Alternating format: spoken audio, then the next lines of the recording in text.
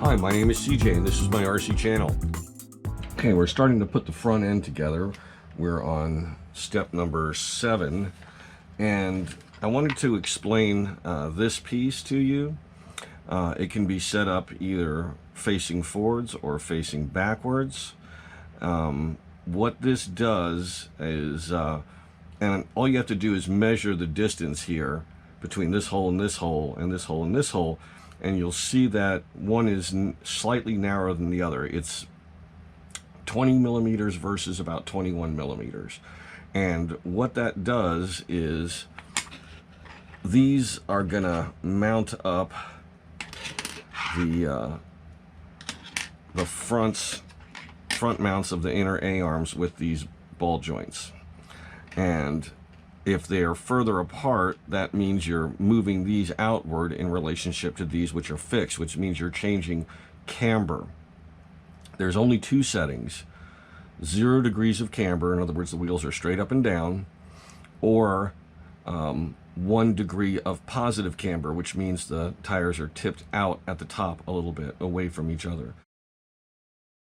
I am kind of surprised there isn't more adjustability, but there just isn't any way to do that. You would need an adjustable arm here of some type. So anyway, it is what it is. Those are the 2 settings. The recommended setting is 0, which is the number 1 position.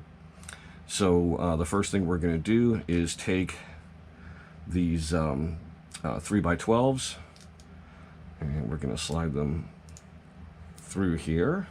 Make sure that the numbers and the sockets, hex sockets, are facing up.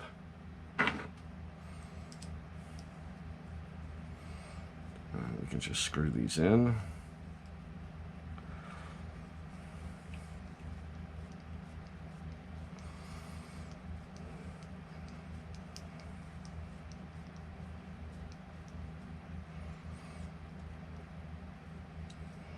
And then once these are in, you can just screw these in on top. And let me just check in here. They give us a little wrench. Actually, they give us a couple of little wrenches. 2 Allen wrenches for grub screws and such. And these 2, I assumed that this was mainly for the adjustable turnbuckles, but it may also be, yep, it's for these ball joints. So we'll just use that to snug it on down.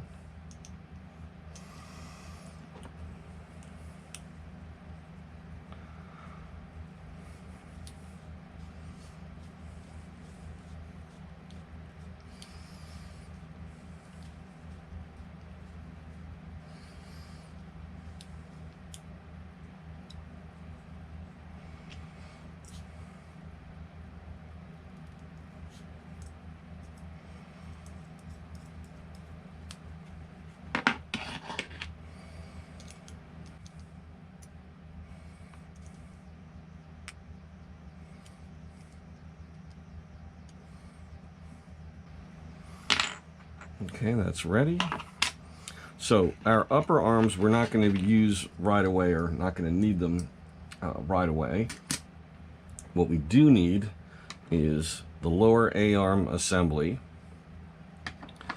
And that just gets set right there. We need these 2 spacers. All of this is on the same parts tree.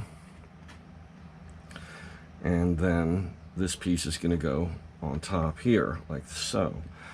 These 2 long aluminum screws are going to come in from below, and these 2 hex nuts are going to fit into this block. And you can just push those in. It's a snug fit, but not something you can't do just by pressing them in place, but they're gonna stay there for us.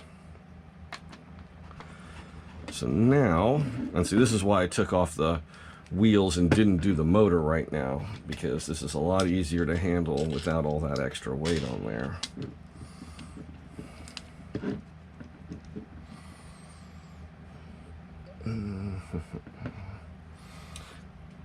There we go. Looking for tools.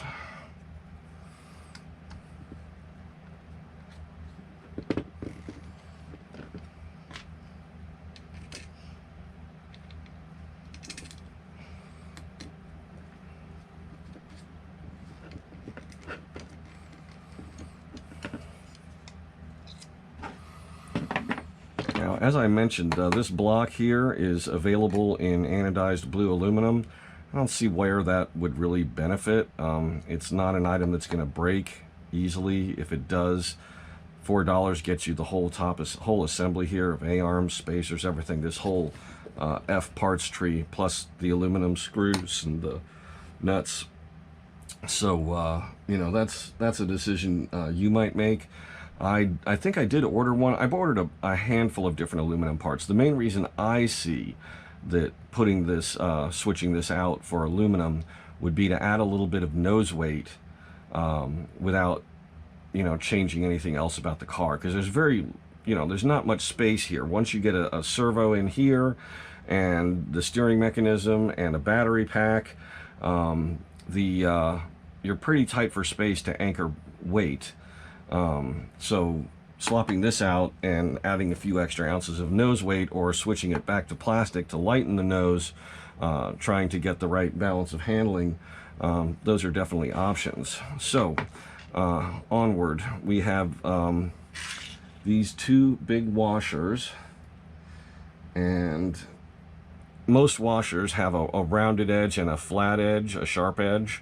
I'm going to go ahead and put these rounded edge up. I'm not sure what the purpose for these is. They may be some type of bump stop. I'm not sure.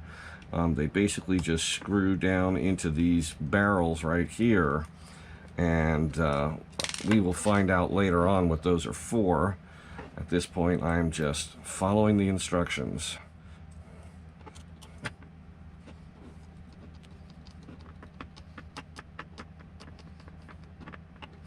We have these pieces right here. Not 100% sure, but these may be replacements for the these plastic pieces here, which are basically like a ball socket that gets snapped in here. They appear to be about the same diameter. I'd need to put a measuring tool on that to confirm.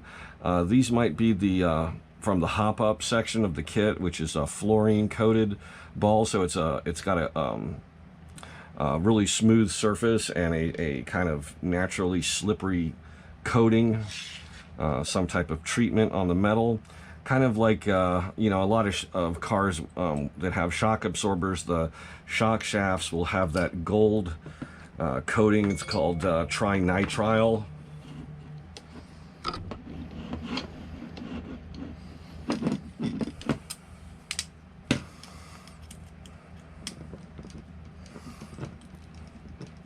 And that just makes a naturally smoother, slipperier surface for the shock shafts.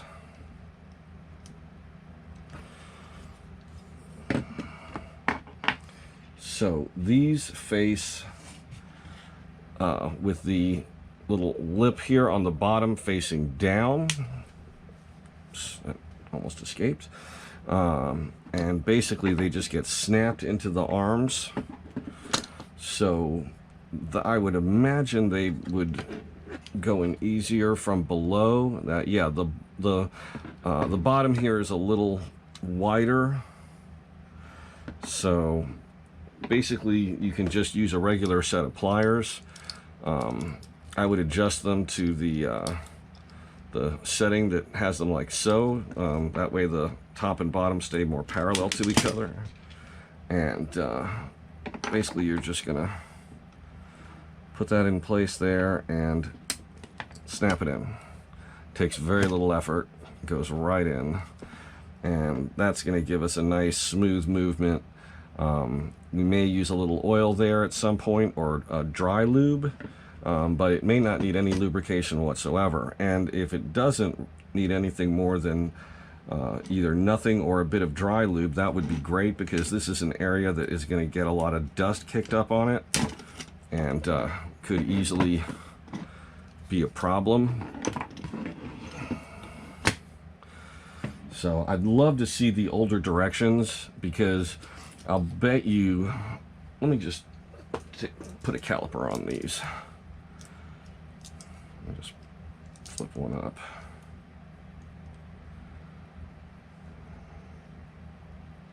Yeah, that's the 8 millimeters plus or minus that these are.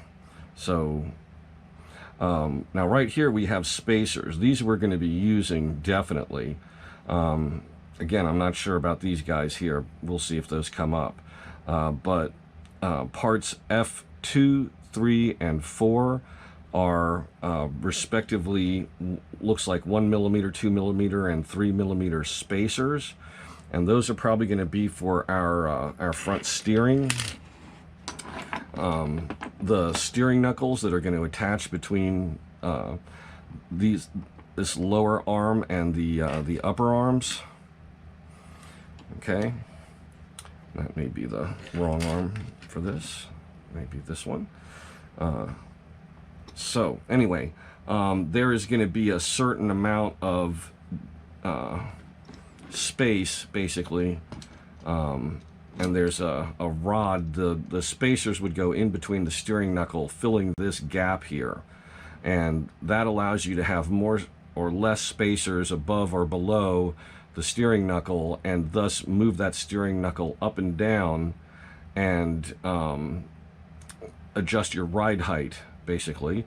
And then there's going to be a spring down here that allows this to move up and down a little bit, and that's all we have for front suspension, aside from the flex of these parts. And we know there's a certain amount of flex that's going to be allowed here, because we have these upper arms on a ball joint, so these are expected to have some movement, while the bottom piece isn't going to move at all. So these are probably a bump stop for the upper arms not to go down any further. That's my guess. I don't know why they would need a washer in that case, but whatever. Maybe those questions will be answered later. So that concludes this portion of the build. Now we go into servo mounting, and this is going to get a little more interesting, because we have to alter the servo permanently. So if you're trying to, servos are something that you want to get a decent servo. You don't want to skimp overly. You don't need to buy a $150 programmable servo for this kit in particular, because it isn't the highest end kit there is. But you want a good servo. You don't want slop, and you don't want something that's overly heavy. And since this is a Formula 1 car and they're designed for tight, twisty tracks, you want a high-speed servo. So I definitely recommend getting something decent. And low-profile servos for small cars like this are definitely a way I like to go. The only downside of this particular servo is that the wires, I've just noticed, are extremely short. The servo is going to mount up here. It may be in this position, or it may be in this position, but this wire is not going to reach to a receiver back here. So I'm going to need to make an extension for this. I have the ability to do that. I have the various parts. Also, you could trim the wires, and then solder 3 pieces of wire in between if you don't have crimping tools and stuff like that, and you're in this situation with a short wire. Now, as I mentioned, we have to permanently alter this servo, and that means we have to trim off the mounting plates. This may not end up being the best servo. I may need to switch this for a different servo. I have another high-speed servo I could use that's a standard size servo. I'd really like to use the micro.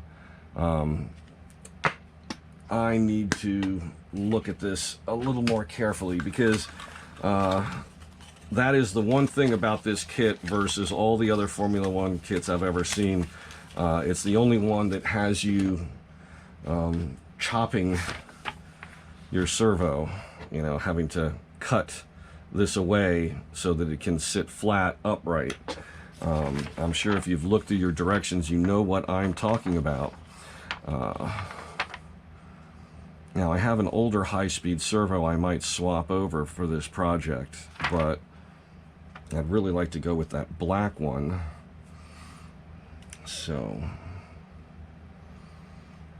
I'm going to pause the video. I'm going to read these directions in greater depth, and I'm going to weigh this against the other one, literally put it on my digital scale, see how much it weighs, see how much the other one weighs. It's also a Savox. They're both digital metal geared high-speed servos. This is just a much newer model. So I want to look at the, okay, see, there's several ways to mount the servos, it seems. One of them is up and down, like this, and that's going to give you your steering arm swinging left and right like that, with the servo arm facing downward and, you know, basically swinging like a clock. This methodology has you mounting the servo like flat. You're still going to have to cut those pieces off, and your servo arms are going to rotate this way, not this way. Now, I wonder if there's a mechanical advantage, for example, because you're doing a rotation, right? So the arm starts here but ends up, you know, not only moving in this direction, it moves in this direction, and that could create Ackerman, and you might not want that. Okay, then there's the issue of if it's right side up like that, if it's positioned vertically, when you rotate, you're not only moving left and right, which is what you want, but you're also moving up, as opposed to this way where you're moving forward and backwards. So I want the least amount of influence, shall we say, or undue influence, unwanted influence by the servo's rotational factor, because it's not like a larger steering assembly where you've got a swing arm basically between the two on a set of rails that is designed to get rid of Ackerman and, you know, other influences from a small radius servo rotation. Usually the servo has an arm that attaches to a steering assembly that is on pivots that, you know, gives you a smooth left and right only motion with very little other directional change. So I'm going to mull this for a few minutes and think about how I'm going to do it, considering the hardware that I have at the moment. Okay, so now it is servo mounting time. I cut these two panels off. There's actually two pairs depending on the type of servo you're using. Most people are going to use the initial ones that are recommended, which is D14, D13. And so I put one in just to kind of get a feel for what, you know, I remember I was having some consternations about this servo. Well, I worked that out. I'm definitely going with this. I need to file this edge down a little bit before I glue it in place to make sure it's straight up and down. I did the cut using a very fine jeweler's blade saw, and it did a very nice job. So I'm in the process of assembling the servo saver. There are 3 metal bands. 2 are identical, and then there's the darker metal third one. First, you want to stretch one of the metal bands around the outer rim of the part that attaches to your servo. There's two different ones available. If your servo is of a type that doesn't take the spline count that they offer, I guess you're going to have to either find another servo or rig up some type of mechanism of your own as far as connecting the steering. I would find another servo. Like I said, I'm using a Savox, which I believe is 25 tooth, and on the spline, and their primary item fits just fine. So so the first two are the same size as I mentioned, which makes getting the second one on a lot harder. You've really got to pry at it. It's hard on the fingertips, but it goes on. And then you stretch the black one around those two. So they're basically three metal bands that are concentric within each other. And then it makes, since they both have the item that's in between them is also here, so it goes halfway up the band on this side. So once it's in on this piece, it's easy enough to snap this piece in place. And then that's when if you try to move that back and forth, if the servo can't handle it, or it's like a hard impact, it's going to tweak those springs over. Now, this is a metal geared servo, so it's highly unlikely that that's a problem. Usually, I don't run servo savers. I've never blown out a servo, and I've run without servo savers, even on off-road vehicles, but it definitely can happen. I guess I haven't always run servo savers, but in this case I definitely am, because it's integral to the design of the steering. In any event, you're going to find a little parts tree that has 4 rod ends, ball cups, and you're going to need to trim those off and have those ready.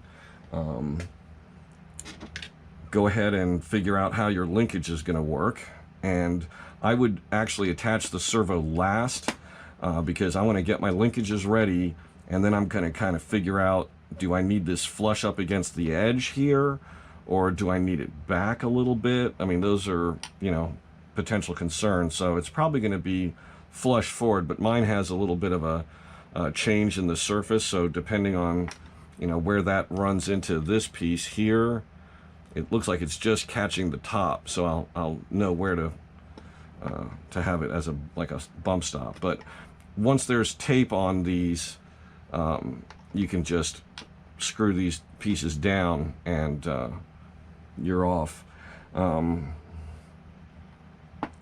So what I'm probably going to do is leave one piece in, put two-sided tape on this surface, stick the servo onto it in the right position, and then put tape on the other side, and then screw everything in. Anyway, let's see. Now we have to cap the servo saver, and the screw that comes with the servo probably isn't going to be long enough. They provide a screw, but it is not the right size for mine. It actually does seem to work. I'm just going to have to leave off the little washer that Savox provides, but I've got several turns of thread in here, and yeah, that tightened down pretty good. So the servo saver is now attached. So that's simple enough. I'm going to go ahead and pull this off again just for the moment, because I want that servo arm. I want to attach my linkages to it, which I have not made yet.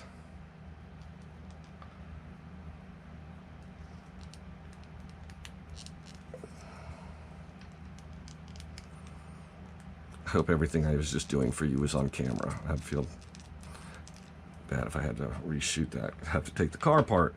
Anyway, so let's turn to page 8. Let's assume you've already trimmed your servo and you've got your servo saver assembled, or at least you've got your springs on the base portion of it. So now there's a couple of different ways that you can go. The way I'm going to do it is the way that they have pictured here, here, and in most of the drawings, which is with your servo standing up and the servo rotator, the spindle is at the very top, and the arm is facing downwards and swings like a pendulum.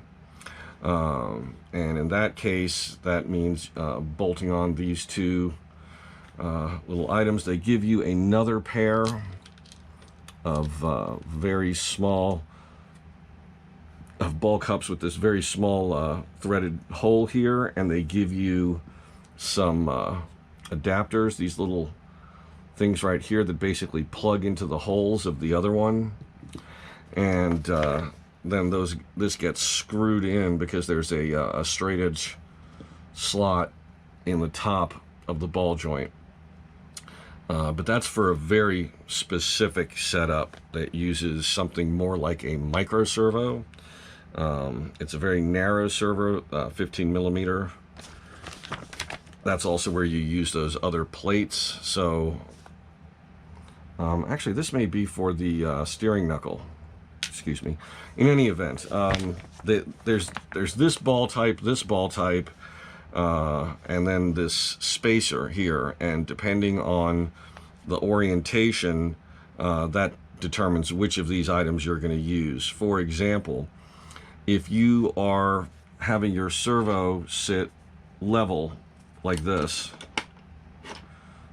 in a normal type of orientation, the servo arm is going to face forward like this, and you're going to, instead of using this type of ball like this right here, the ball connector, you're going to use a ball connector nut, and you're going to use a threaded screw and a spacer to give you this configuration right here, because you need to lower the pivot point down, and that's what those spacers do. Otherwise, if they were using this type, they would have to have a much longer threaded piece on there. So mine is going to be set up like this, and so now it's I'm going to go ahead and put those ball cups on with these two nuts like that, and once those are in place, then I can snap the arms on, the ball cups on. But first I have to assemble them. Now, the thing about turnbuckles have a little notch on them, or a little ring line. What that tells you is which way they tighten and loosen.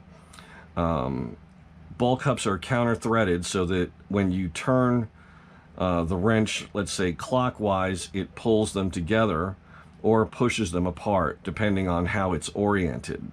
Okay, and for your thought process sake, you want them to turn in the same direction.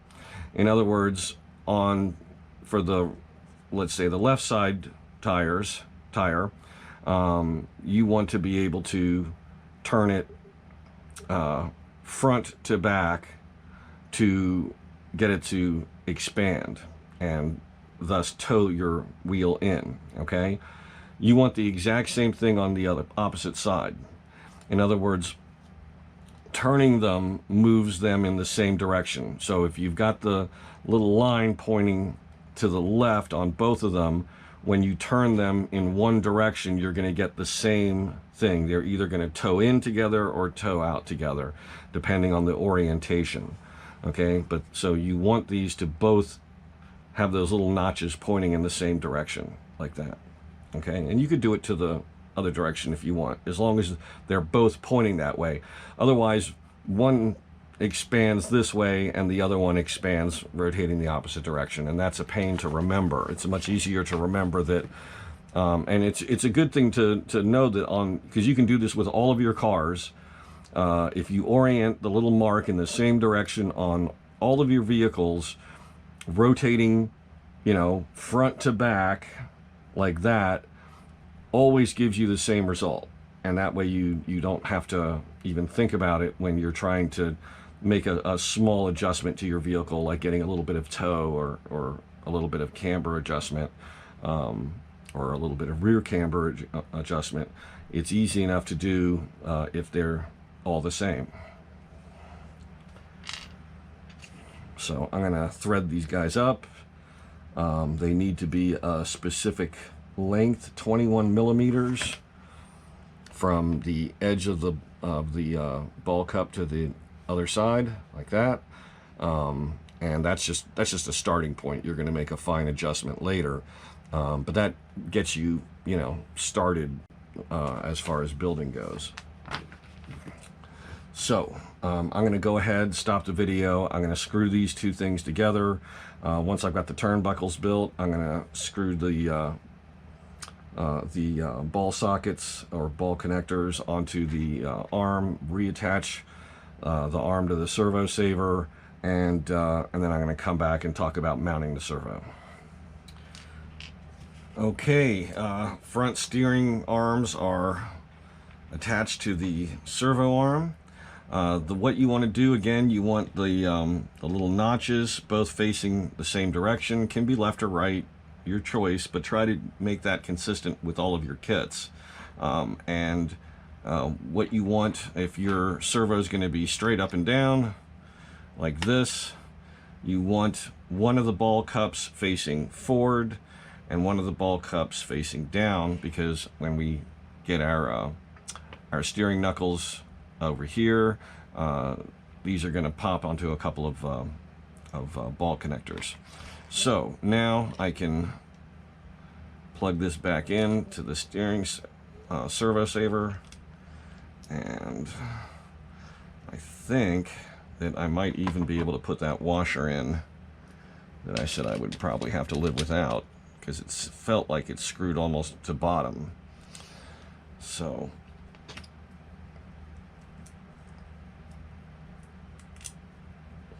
let's give that a try.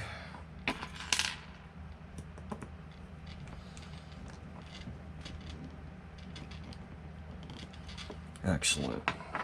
Solid. So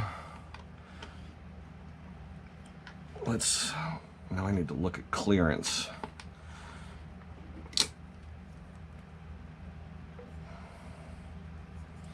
Okay, so if that piece is on the bottom, I don't have any issues with that. I need to put the servo as far forward as possible, though. But there's no issues vertically as far as clearance goes. So now I just need to file that little edge and moving forward. So now I need to measure up some two-sided tape. What I'm going to be doing is putting the tape right here along this flat section of the servo. So first I want to just look at where this is going to line up. And I want to try to show you what I'm doing so you can do this yourselves. So I've got the servo pulled all the way forward, and as you can see, the control arm is clear of this piece here. So I'm going to want my piece of foam right there, like that. So that's going to give me the maximum contact area.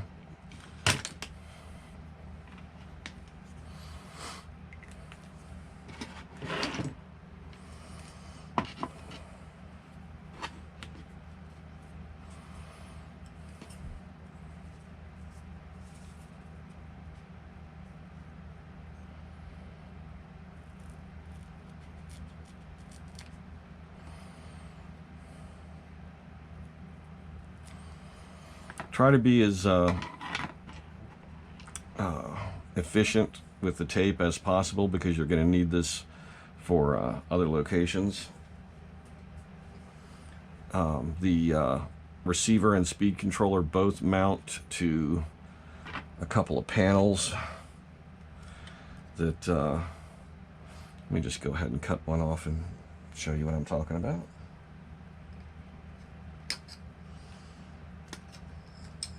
And you know what? I'm just going to trim them both while I'm here with this in my hand. Okay. So we have two pieces that are kind of opposite to each other. This one is going to go over here, and this one goes over here. And as I said, remember how I said the things move to make room for the battery to swing in? These tip out to the side, so you can slide the battery in and then rotate it back. And on here and here, you're going to mount receiver and speed control in whichever orientation you prefer.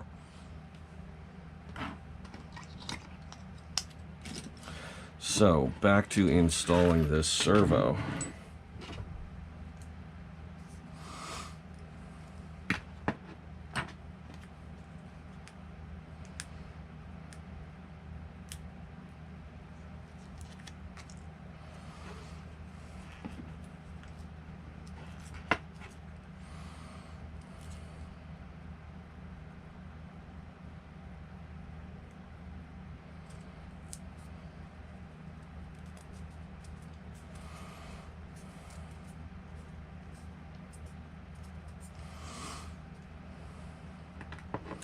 I need to cut a second piece, and I'm just going to use this little tab I just pulled off as my guide.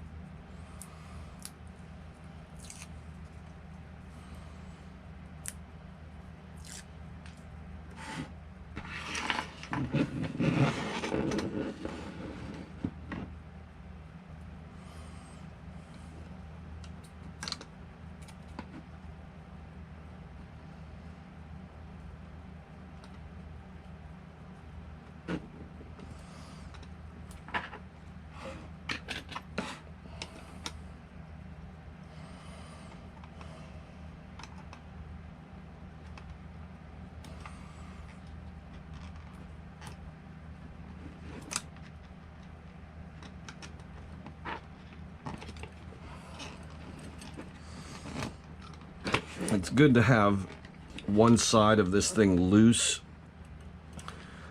while you're sticking this stuff together.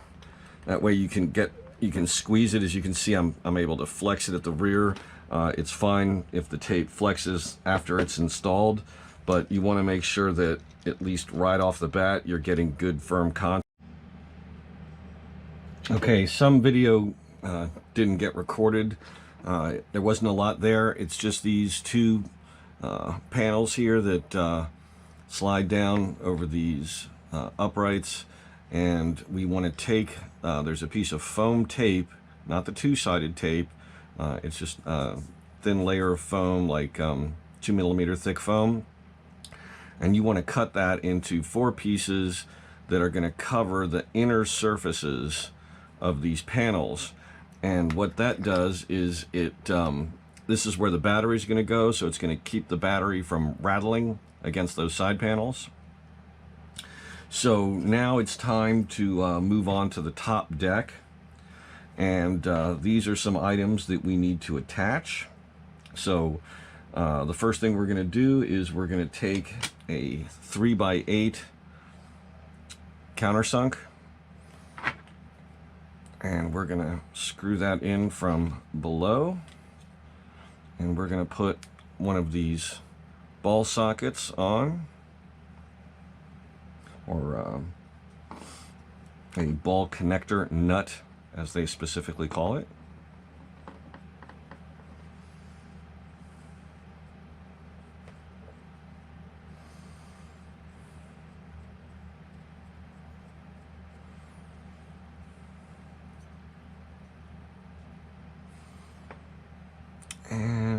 There's the little wrench.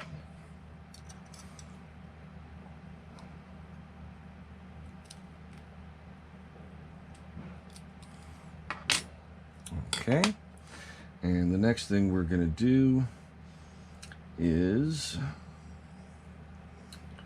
well, let's see.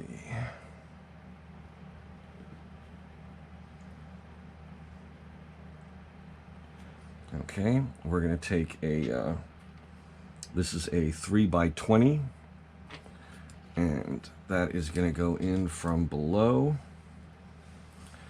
and it has a washer and then a nut that goes over it.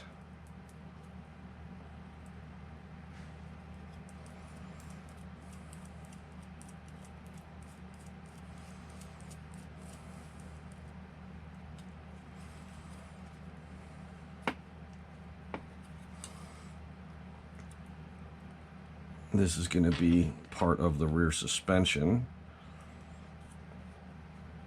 That'll become clear as to why this is being done in a few steps ahead. So you just want this standing upright like that. Okay. And let's see, then we have this piece. This is for our antenna. And we take a 3x8 button head. And we're going to put that in here from below. Sorry, this one right here.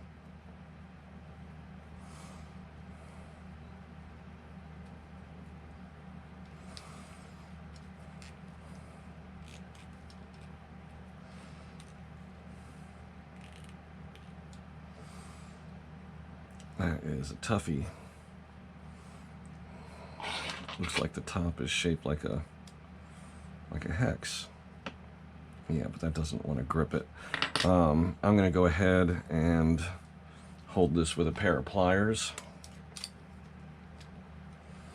Just squeeze it gently so as not to mar it up.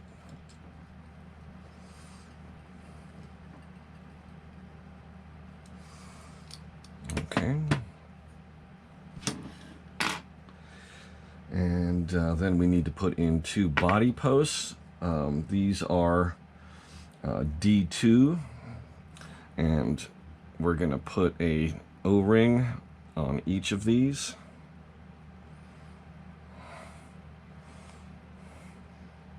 Like that.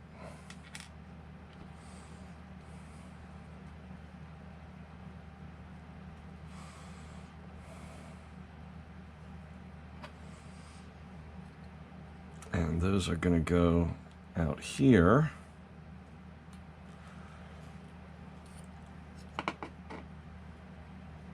And there should be a hole for us to push through an anchor or a body clip.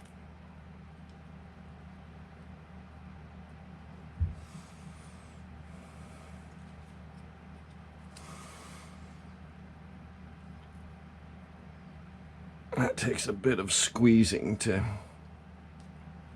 press against that, to collapse that ball, that O-ring enough.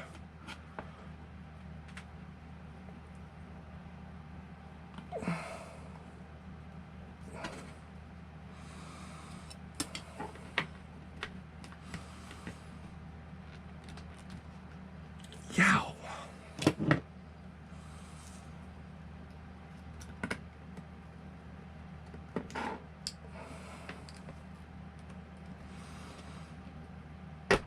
There we go. That wire's mean. It really wants to put a crease in your finger.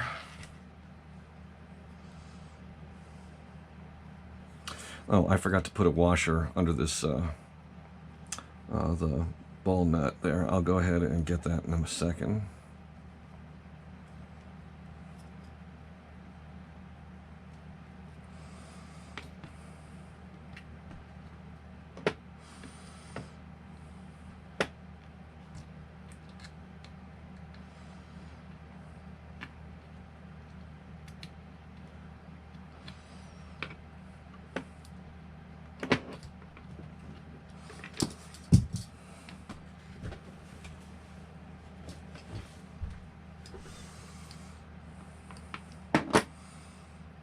I'm gonna turn this so that the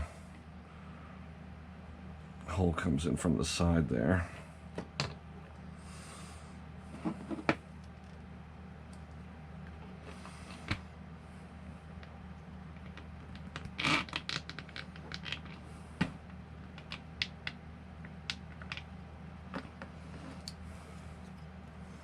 Okay.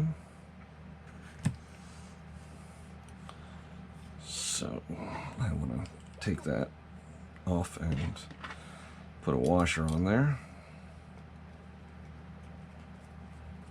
See, that's one of the advantages of laying your parts out, you know, picking out the exact number of screws, washers, etc. that you need.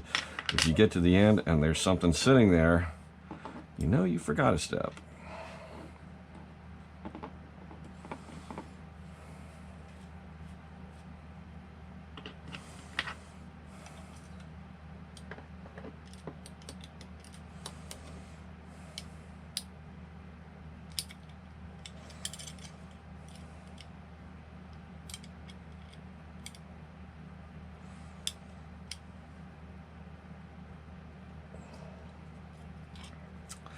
Also, I was thinking about it.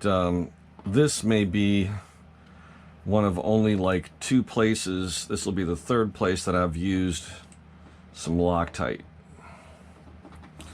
The first place I've used Loctite is on the grub screws.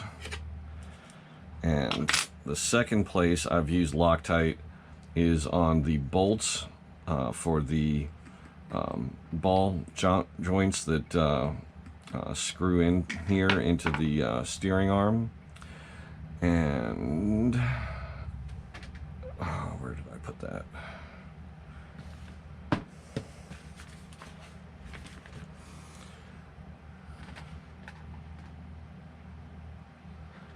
I see it. And this will be the 3rd place, because there's going to be something that's going to screw on top here, and you may want to unscrew it and screw it back on, and vice versa. And you don't want this bottom piece coming undone.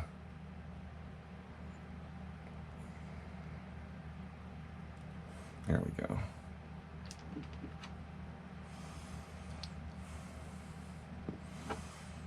So, having a little bit of blue Loctite on there to make sure that nut doesn't back out or loosen is definitely worth it. Very few places in this kit that you need them, because there's a lot of lock nuts.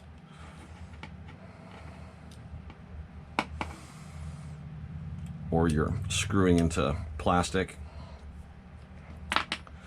Okay, so now it's time to anchor the deck on here. And the first thing we need to do is put these 2 rubber O-rings over top of these little body posts here. Don't expect them to go all the way on. Just set them over the top edge there. And now we can lay this down right here. Okay, so let's screw these 2 first. Those are a pair of 3x8s button heads.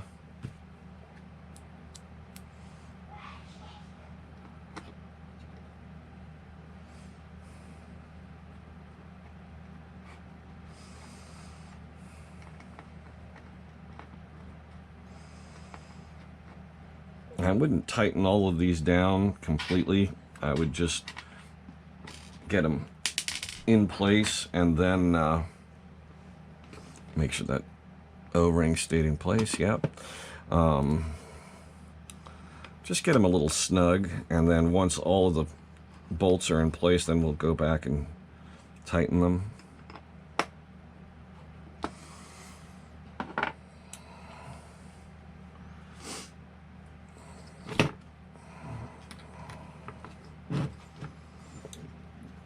So let's start by okay, I had a little camera issue, and some stuff didn't get recorded, and so I have taken stuff back apart so I can film it again for you.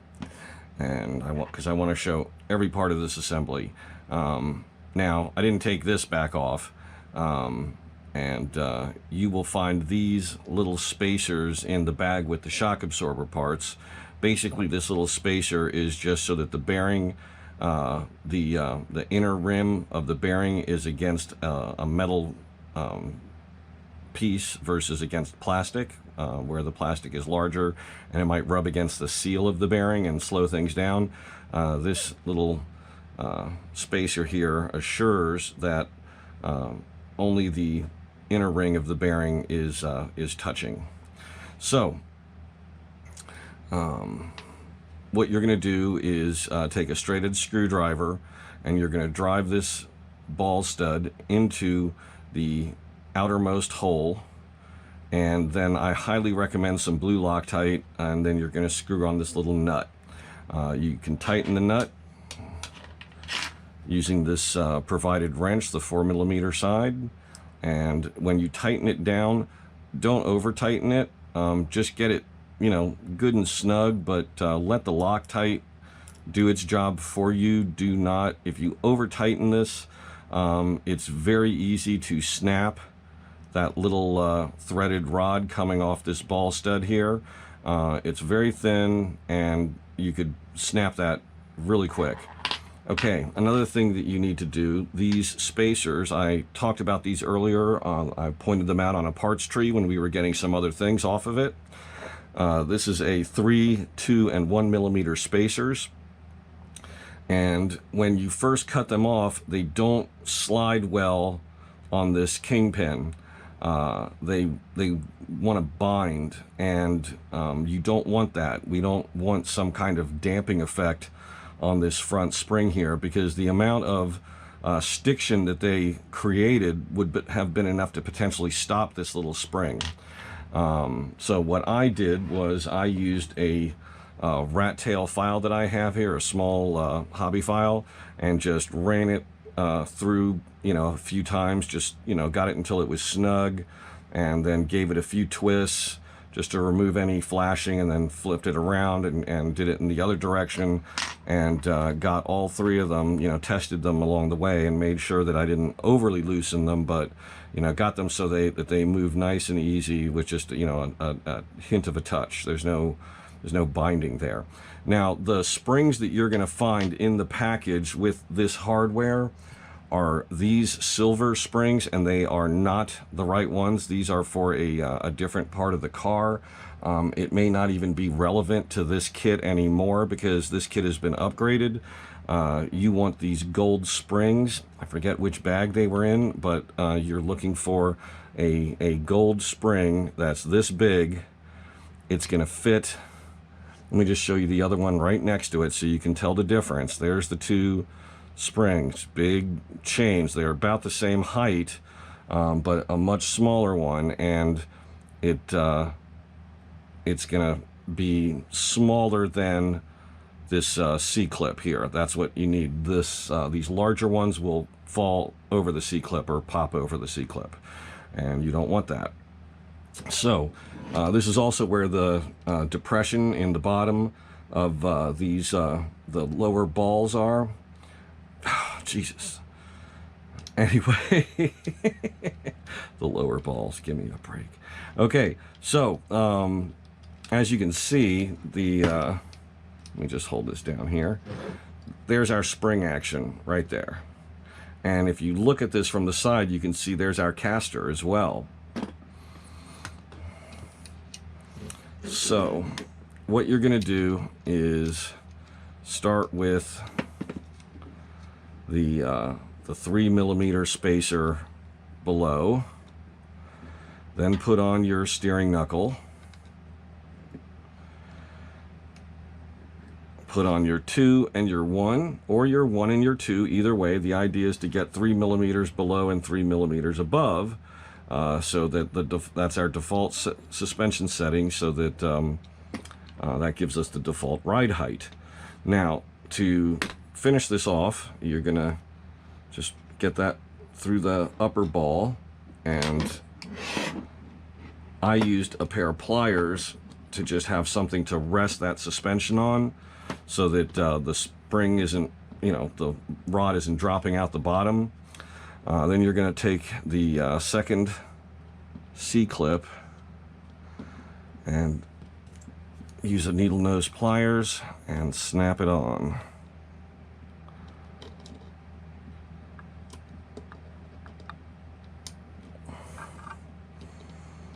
I think I just deformed that one a little bit. I have to get a few spares of these or something similar. Looks like it's on to stay, but I didn't like the way that kind of changed shape on me. So you got to be careful with those. What you want to do is be pushing against the rear edge of it, and at the same time having the tip of the needle nose pliers just on the top of the rod so that the C-clip can slide underneath. Okay, we have one last thing to do here.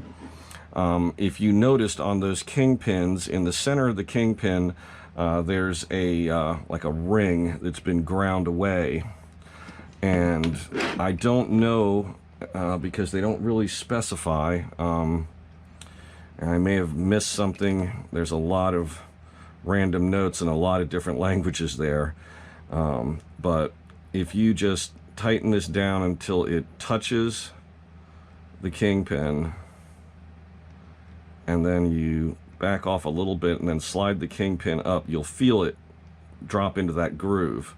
Okay, that would give us some slack up here, and it kind of preloads the spring.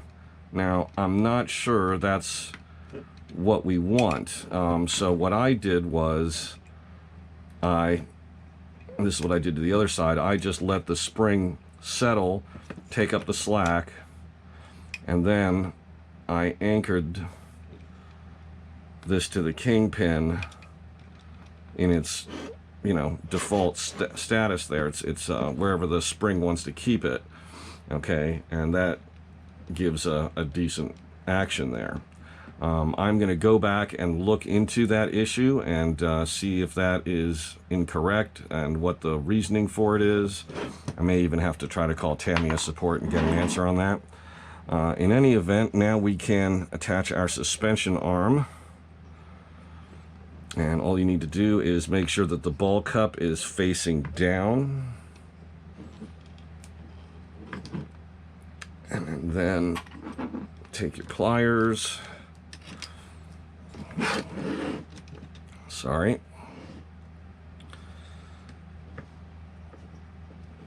Take the pliers and just snap that in place. So now we have our steering. And these blue anodized lock nuts, you're going to find those in the bag with the large shock absorber, which is almost the next thing we're going to do. The next thing we're going to do, excuse me, is, okay, we just finished step 16. Okay, and it says attached to right side. Okay, that doesn't mean anything. Of course, that's the left side though, so I don't understand. I guess they're saying also attached to the left side, to the right side, which is over there. They don't, they just call it a stainless shaft. They attach the tie rods, attach front uprights, and nothing about that groove and how it relates to this. So I'm going to tinker with that, figure it out. I'm going to ask around, see what I can find out, and try and post an answer somewhere in this series. And if you don't see something, look it down below the description in the show more section or into the comments. And if I can't get something into the video series, I'll if I find out about it later, I either add it into the description And I usually add a comment as well so that you'll find it somewhere there. I'll just write it up. I hope you enjoyed this video. Please click like and please subscribe to my channel.